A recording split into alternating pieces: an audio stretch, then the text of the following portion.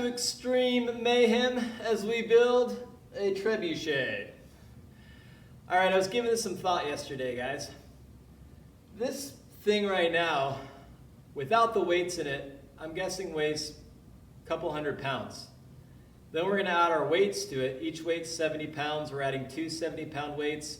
So I'm thinking we're probably close to 350 pounds at this point.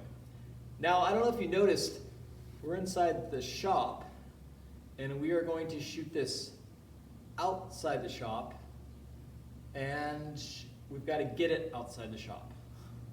So I think we need some wheels.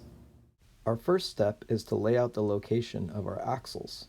Once the location is laid out, I'm using a cordless drill to drill holes on both sides of the trebuchet. After our axles are laid out, I'm then cutting out the circles using a circle cutting jig. This cool jig allows us to cut out perfect circles every time on the bandsaw.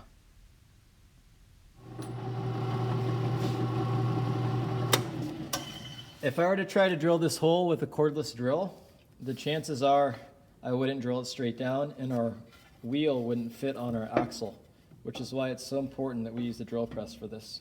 It's a really useful tool. Let's go see if it fits. So now what we need to do is figure out how long our axle is supposed to be. So to do that, I'm going to take the axle, I'm going to put it on the ground here, and I'm going to take the wheel, and this actually shows me how long the axle should be if I make it the exact width of our trebuchet and the two wheels. I'm going to make it a little bit longer though, because I want to give it a little bit of slop so things can move around in there. We should have our axle stick out of the end of the wheel, and then we could actually put a dowel through the end of the axle, and we can always pop that dowel off in case we ever want to take these wheels off. So I've got my axles drilled out with stops on the end to keep the wheel from coming off, because I don't want to glue the wheel in case we do want to take it off. And now I'm just going to take the axle and I think I'm just going to pound it through here with a mallet.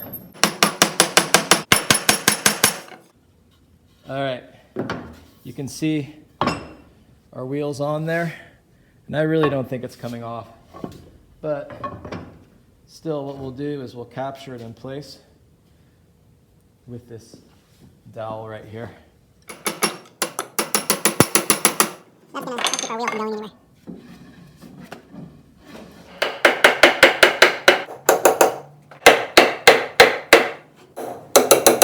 Alright guys, let's roll!